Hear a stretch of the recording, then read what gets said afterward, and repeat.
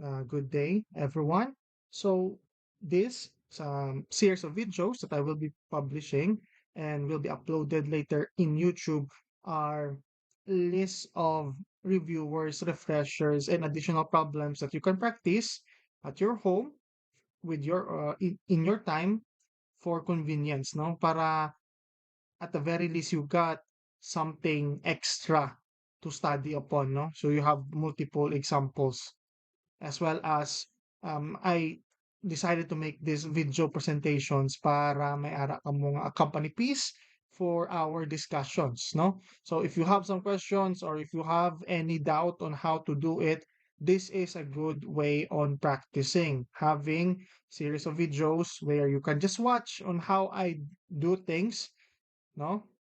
And you can repeat it and replay it in order for you to have um improve your fundamentals because I think that that is where we needed to improve the most, no? But unfortunately, it is not going to be. We don't have the luxury of time, so you need to practice on your own, and this serves as something that will help you on that practice, no? So first is we're going to discuss about the things that we have already talked about in our previous lesson, which is the central tendency, specifically the group mean, group median, and group mode. Now we have here is a problem. A list of 21 sprinters has been recorded. They have 59, 65. So these are essentially the seconds. This is their time on how long or short they manage to complete a lap, no? So first is we're going to do a group mean. But before we do all three of this, there is a necessary step that we have to take in order for us to solve them because we cannot just list all of them together, add them together, then divide them by the number of sprinters that we have here. Hindi pwede na siya, di ba? So, what we needed to do is essentially first we need to classify or um, group the data that we have here because the data that we have here is what you call a raw data. So ang gin-highlight ko diri na numbers are what we call raw data. No? Raw data. So this is the data that came from the field or from testing. And essentially, we use an instrument, stopwatch probably, for this type of situation, no? May stopwatch kita, may padlaga na itong 21 ka sprinters, we record it, we measured their time, and that's what we call raw data. So we have to convert the raw data first. And how do we do that? We make a table, no? We make a table, and we also essentially need to form a how do I say this? A class interval. No, we need to have a class interval.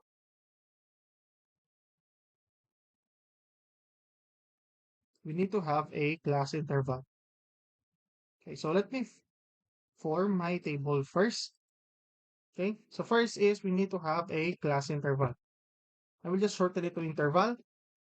So the interval is the classification essentially of the times that we have here. So may range kita some numbers in order for us to define which is which. Okay? Now, I will choose by 5 for this instance. So essentially, all I will go for the lowest our the best way of doing this is just consider what is our highest and our lowest. And with that, we can just um classify them through our intervals, no? So I will choose a class size of I will choose a class size of 5 for this instance. I'm going to add additional columns. Uh, Add row. Okay. So class interval. Now our lowest here. Let's try to check is 53. So we can start from 50 to 55.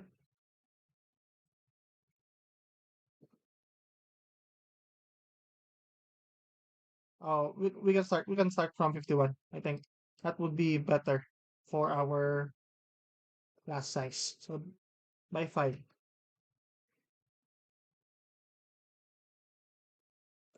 65, and then 66 to 70. Okay. So this is our class size.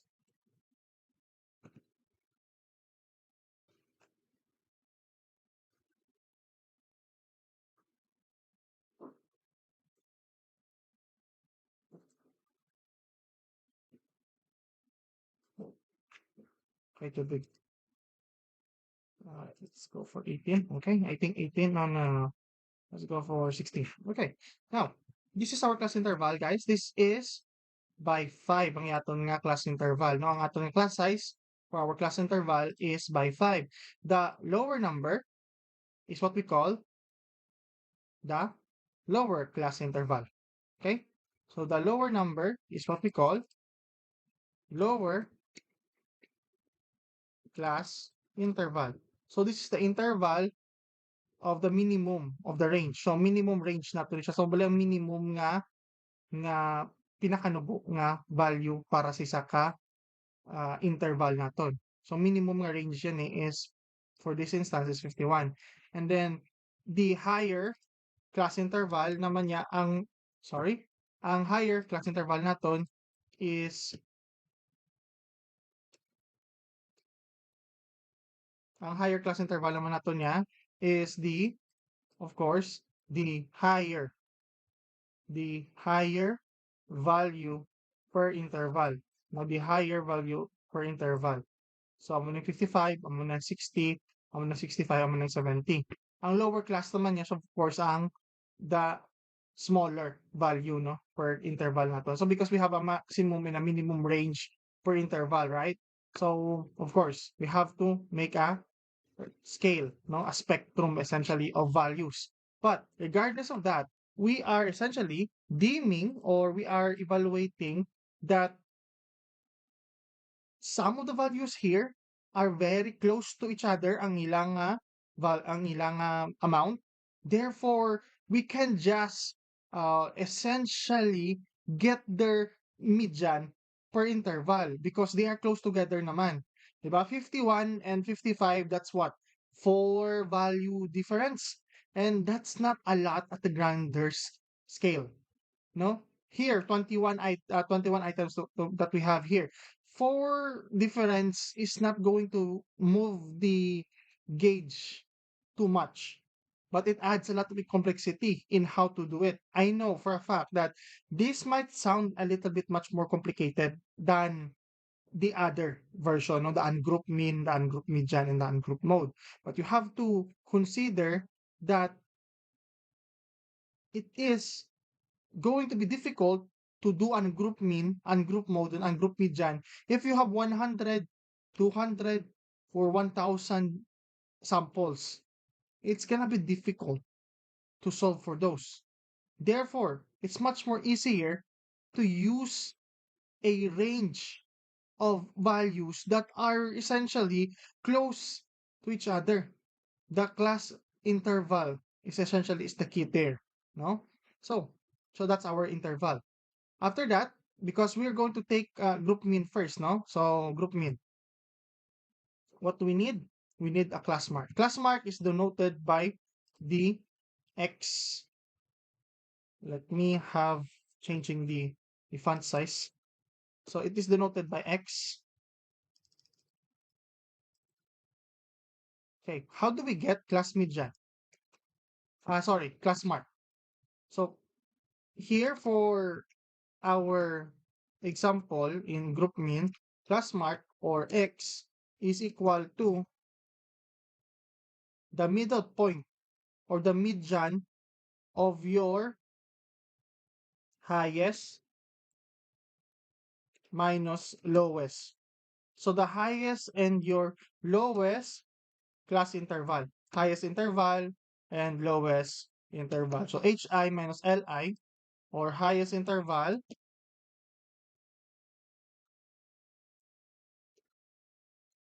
and lowest interval. May yung taon siya quantity guys to denote that these two are on top. Babaw sila duwa. Okay? Babaw sila duwa because sa dalom sa imong nga nung dividing bar is 2. So you have to divide it by 2. And for every single one of the intervals that you have, because all of them have the same, essentially have the same naman nga no nga class sizes, there's gonna be a pattern, no? There's gonna be a pattern. So for this instance, let's try to check 55 minus 51 divided by 2, and you'll get 2.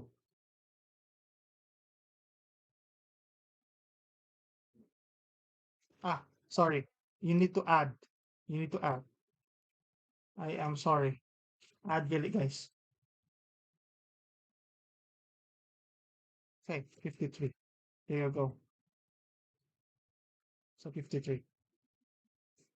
So the class interval for this example is 53. Let's try another one.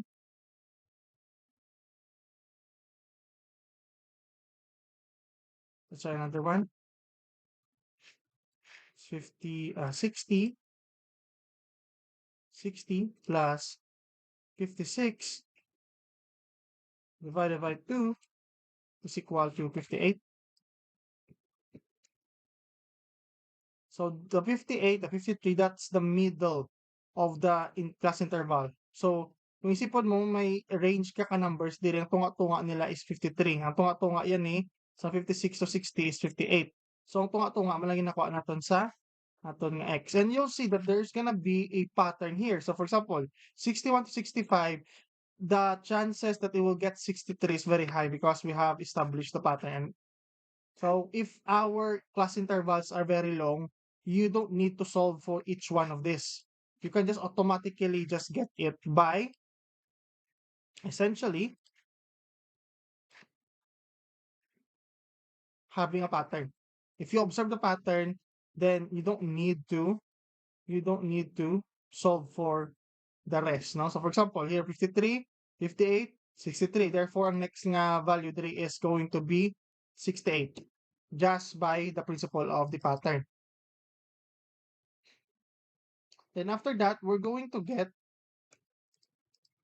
sobra kita isa ka column. So we're gonna delete one. So here we're going to get the F. F is the frequency or how many times does this entire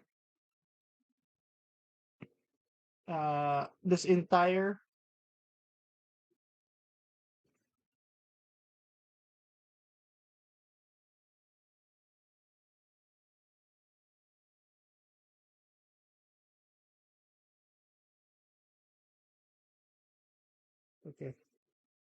Just wait for it. Okay, sige. So essentially guys, we are going to get the how many times this value actually appear, no? So we're just going to list it down. But wait for it, no? Kay ginagamitan ko kasang how the summation.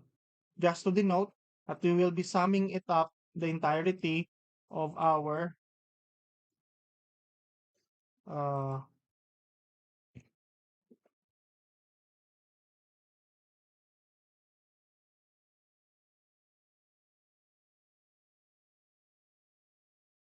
wait lang. Pastorin ko lang guys ha.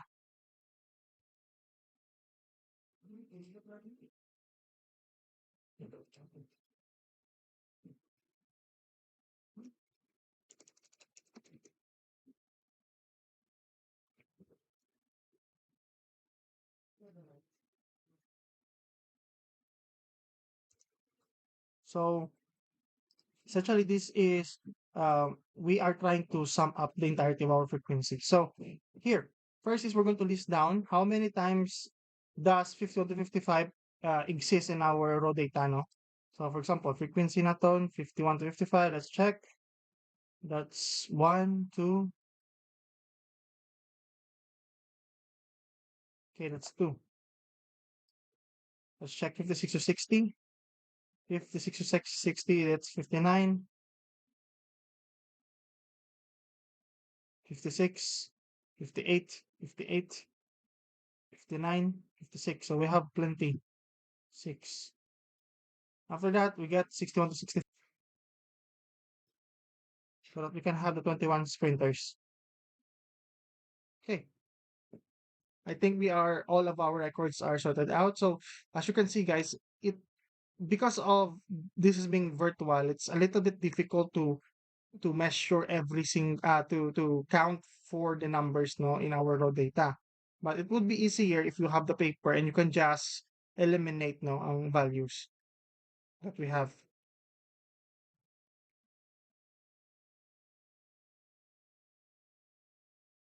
Okay. So we have the frequency, we have the x, and in the total we get 3 plus 7 plus 7 plus 4, and that would be 21. There you go. We are 21. Now, the next step that we have to do is multiply f and x. So it's going to become fx, which means that we are going to multiply 53 times 3. That's 159. 58, 58 times 7. That's 406.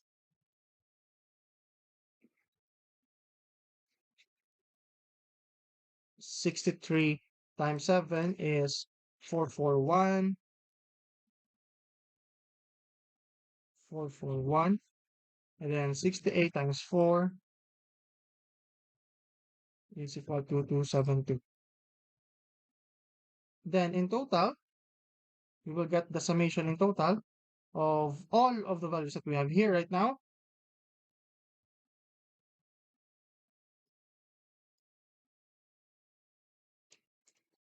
And that would be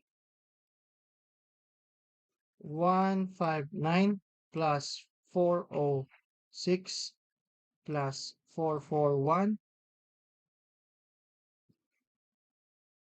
Just to confirm, may 441 din mo. 159 plus 406 plus 441 plus 272, and we will get 1,278. 1,278. So we have all the values that we needed in order for us to solve for group mean. How do we do? How do we solve for group mean? Now, remember the symbol for group mean. It's called X bar because it will have a flat bar or flat line at the on top of it, no?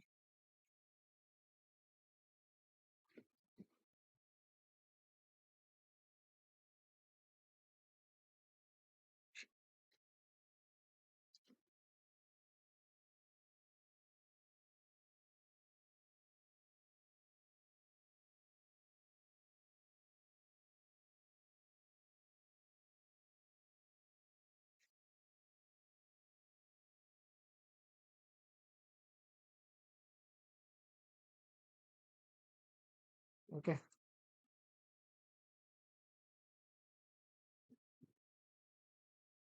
So 1,278, you just have to divide it by, so we get the summation of fx divided by frequency. So summation of fx divided by frequency.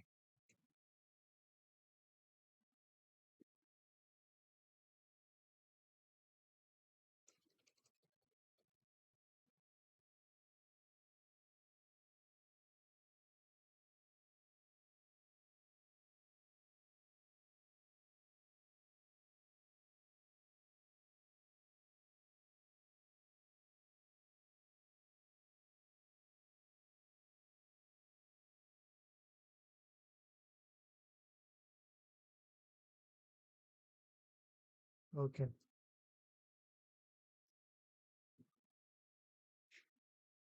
there we go. Summation, no? Get the 1,278, then you just divide it by 21, and you'll get the answer of 1,278 divided by 21. That is equal to 60.857. So we're just going to round it up to two decimal places.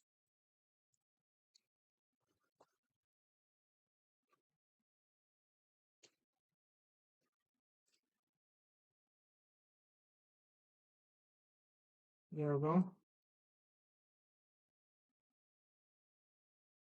So that's the first one done.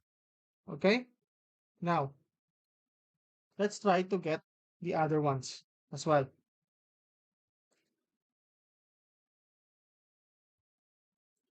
Guys, the thing is, it will change. Now our table would look different, no? It would look different because now we're no longer just going to get the FX because we're going to tackle median. So how do we do median? First is we have to complete the table first. So we're going to get the cumulative frequency or CF. No? So we're going to get the cumulative frequency first. Cumulative frequency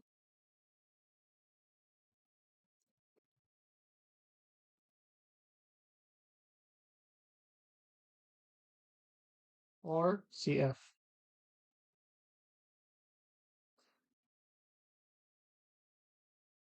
How do we get our CF? So we're just going to add the previous frequency to the next one. So for example, here in 51 to 55, what's going to be our cumulative frequency? That's 0 plus 3. Therefore, our CF here is 3.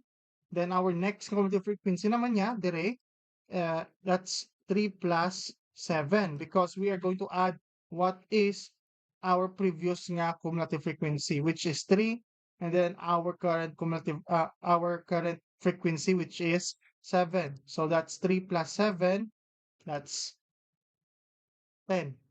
Then after that, we're going to have the previous cumulative frequency natin, that's 10 plus 7. Therefore, our next one is going to be 17.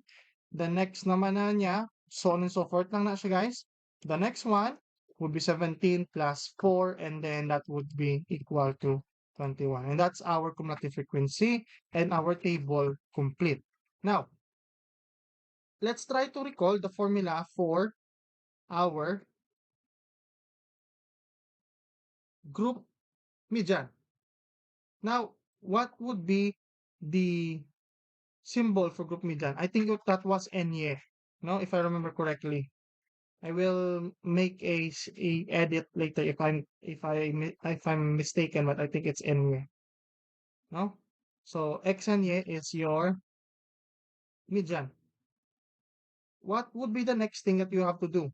Recall the formula first in order for you not to make a mistake. So so to get our group median, we need to have XLB plus 5, plus I, our class size, multiplied by,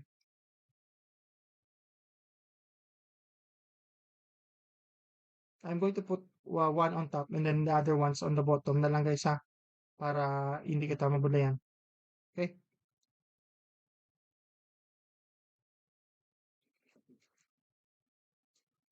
Um, we are going to have the n over 2. So that's our median. Then the difference of it with our less than CFB. So less than CFB.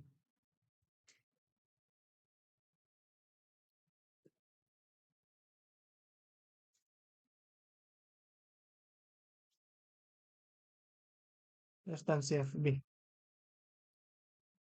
So what this is less than CFB mean? Ang less than CFB, guys, that would be the values that are less than our current frequency. Okay? So amo na siya.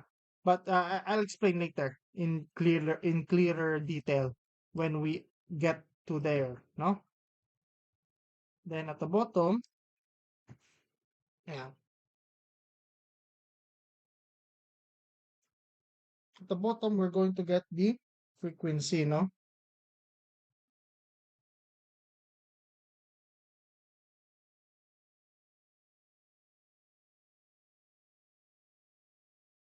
Frequency median. Okay.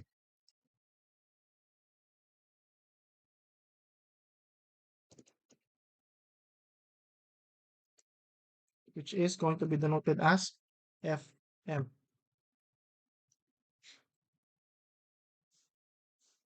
FMD, frequency median. Okay, let's try to get each and every single one of our formula. Every part of our formula, no? So let's take the easiest one first. I. What is I? I would be our class size. How do we get our class size? It's very easy.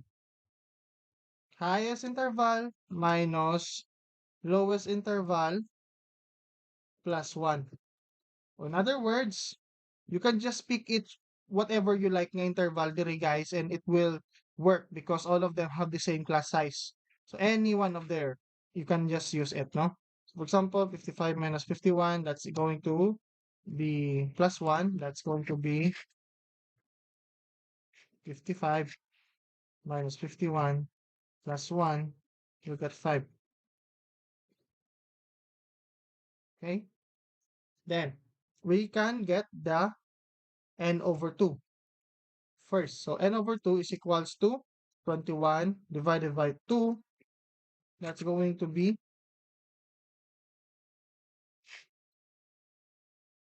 10.5.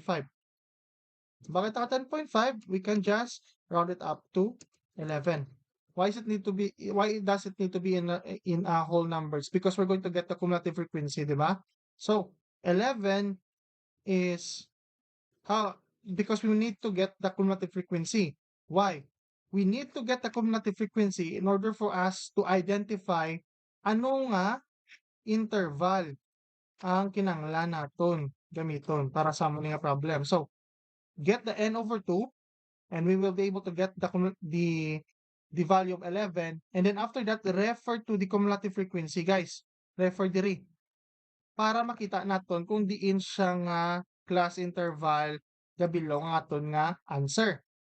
The reason behind that is because our final answer should be close to the class interval that we have. Okay? So, first, let's try to locate. How do we get the 11? What does 11 mean in the first place? 11 meant that this value belongs to a minimum cumulative frequency, not the greater value of it. So because the reason behind that is because it belongs to the values that you have counted within the cumulative frequency there. So from 10 to 17, 11 belongs to this range, di ba?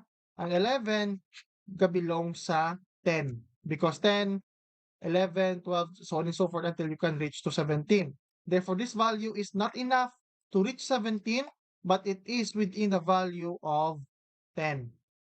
Therefore, our n over 2 is 11 and our class interval that we're going to choose is going to be 56 to 60. But let me arrange anay ang akon nga pagplastar ha. Langgit. Give me a moment. There we go. So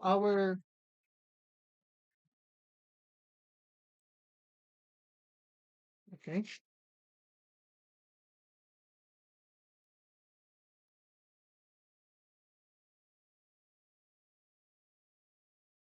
How do I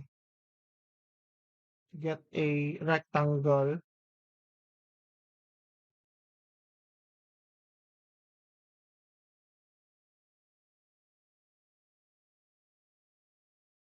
There we go. Wala gali.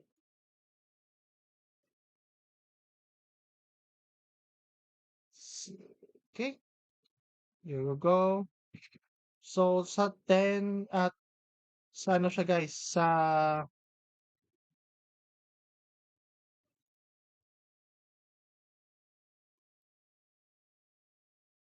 okay. So there you go. So ang aton nga value, kung answer naton will belong to this class interval. So within this or maybe slightly higher or lower than this. Pero nakabelong siya diri. Okay? Based on our n over 2, which is 11. Okay. Now, Now that we have located our class interval, we can also fill in some other details like our frequency. Ano frequency na to? Just find f, right? So as you can see here at our green rectangle, 7 siya. So 7. And then we can also get our less than CFB. Less than CFB. So magamba kang less than CFB, that's the value that is less than our cumulative frequency. So ano nga value dire? Ang lower than 10. Amo na basically lang ginanangin niya. So the value lower than 10 is 3. Because the value less than CFB, less than CFB,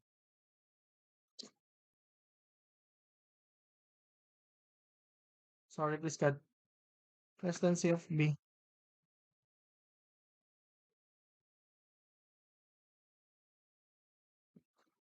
the value that is less than CFB is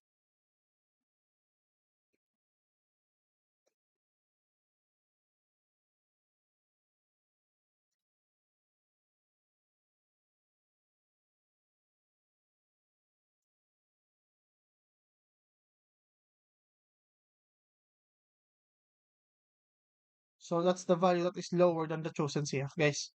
Amo na siya ang less than CFB. So ang value nga nubo siya. So what if be kung 3 ang aton nga CF? Ang brown mo na 0 siya. Kaya mo na ang nubo sa 3. So anong nubo nga value sa gimpili mo nga ano nga class interval amo na siya ang less than CFB. In this case, it's 3. Okay.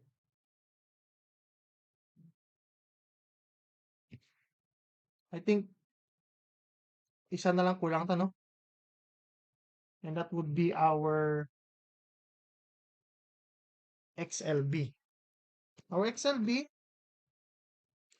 is the lower boundary of our class interval. How do we get the lower boundary? We will get the lower class interval. I will just going to use LC or lower class interval minus 0.5. But I will just going to shorten it to LC minus 0.5. In this case, our LC is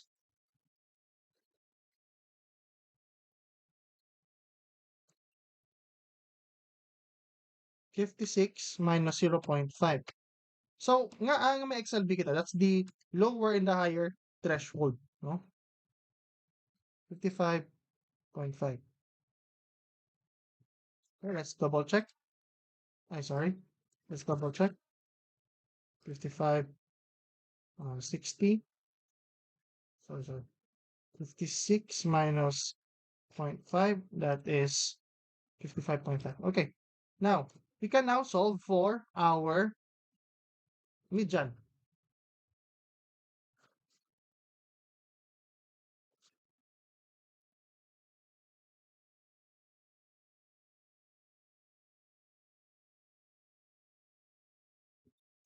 55.5 plus 5 quantity and over 2 it's 11 minus our less than CFB which is 5 sorry 3,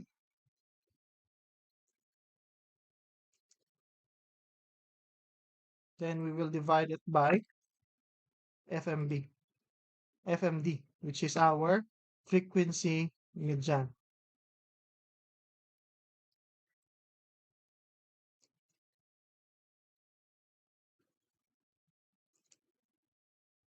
Our frequency median is 7.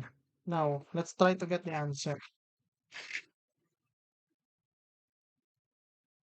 2.5 plus 5 quantity 11 minus 3 divided by 7, that's equal to 61.21428. So that's going to be 61.21 for this answer.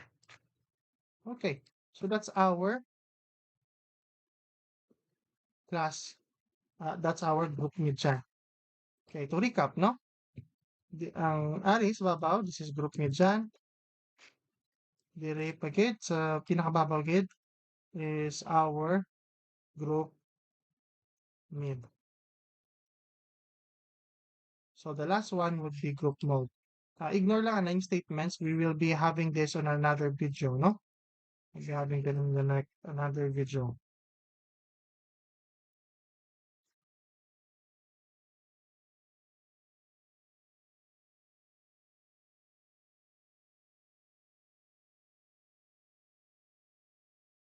X bar, sorry, X hat is our symbol for our group mode.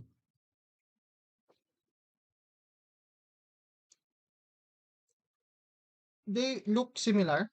XLB plus our class size, quantity, FM minus FMB. Then we will be dividing it by double of the amount at on top from the bottom. I will just make the quantity bigger kay dako ni siya nga damo iya letters, no? So 2FM minus FMA minus FMB. Okay, so that's the formula.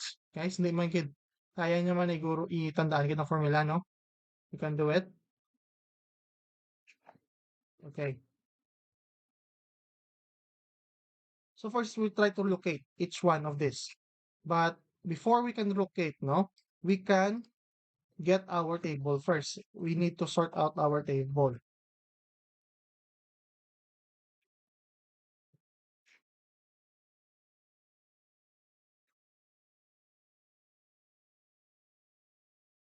Don't bother about the statements. No? We will be doing that next natin nga video. That would be a topic for that. But for now, let's just concentrate on this one.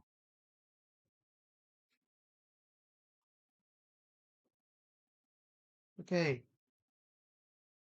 Ang table para dire would be shorter compared to the other two, no? Will be shorter. Why is it the case? It's because in the tree, kung sa ulo mong formula dire sa group mode, it is actually the easiest to solve out of the three. But of course, you need to remember the formula correctly. If you don't, then, well, it would be a lot of trouble, no? But may pattern man, FM. So, isa ka FM sa babaw, therefore FMB. Duwa ka FM sa dalom, may ara na siya nga FMA, kag may FMB ka. So, may ara man siya, may gamay siya nga, no, nga pattern, that's how you try to remember that. But yes, it is still gonna be difficult, no, to remember. So try to practice. At the end of the day, everything here can be solved if you have time to practice, no? And that's the reason why we're doing this. Okay, XLB. So it's going to be stands to reason that the XLB would be the same because we're just dealing with the same problem. But first, we have to evaluate which will be our frequency because we have two here that has the same frequency, 7, and another 7. Duwa ka 7. So, ano diri ang gamiton naton? Okay, here's the hint. Gamiton natin ang 7 nga going to be the first one to appear. Okay? That's going to be our FM. Okay, so with that rule sorted out, we're going to use the first one, the first frequency that the the most amount of values we have here and the first one that will appear, no? But there's another method on doing that. It's by essentially trying to take the center of these two within the range. But again, it will appear into class interval of 6 to 16, no? Excel.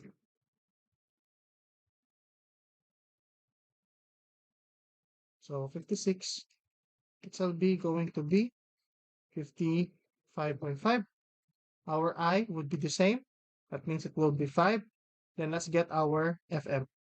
FM is our frequency mode. So, ano nga to nga chosen frequency mode? As I have said earlier, rule of thumb na lang gamiton naton, the first to appear nga repeated or the highest amount of frequency that was the first to appear would be our class interval. So, kanong una nga nag-appear nga no nga repeated nga value, then amo na gamiton naton, try naton siya una nga ubrahan ka formula no for our frequency mode. So, our frequency mode would be 7. Our FMB, that is the value before frequency mode. Therefore, value before that, that meant this is our frequency mode.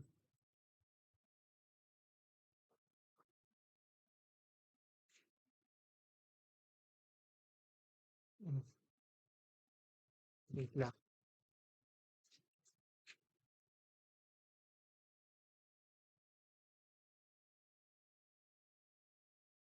There you go. That's our FMB. Ang ato niyang FMA will be the value. FMA will be the value after our frequency mode. After siya. After siya. So the value after the frequency mode.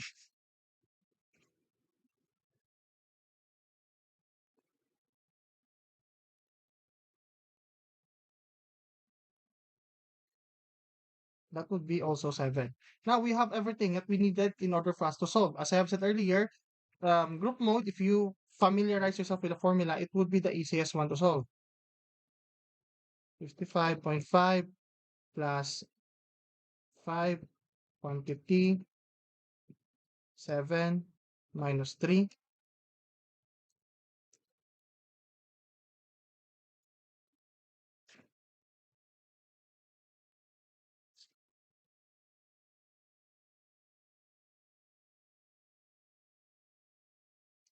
2 quantity 7, that would be 14 minus 7 minus 3.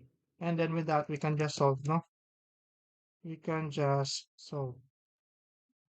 Then we'll be able to get the answer. And the answer for that would be 55.5 plus 5 quantity 7 minus 3 divided by 2 times 7 minus 7 minus 3, and that would be 60.5. 60.5. So our group mean, that would be 61 point, sorry, our group mean would be 60.85. Our group median is 61.21, and our group mode is 60.5.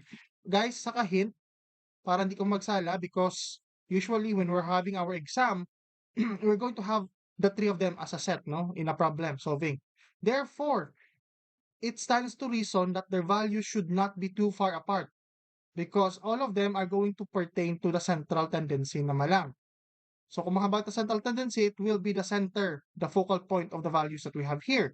Therefore, it's going to be, as always, going to be near to each other ang ilang values. Rapitanay sila dapat. Okay? Rapitanay sila dapat. And with that, we can end our first nga video, no? So thank you so much for listening. Hopefully this helps you and aids you with our preparation for the exams. Okay? So thank you for listening. Goodbye.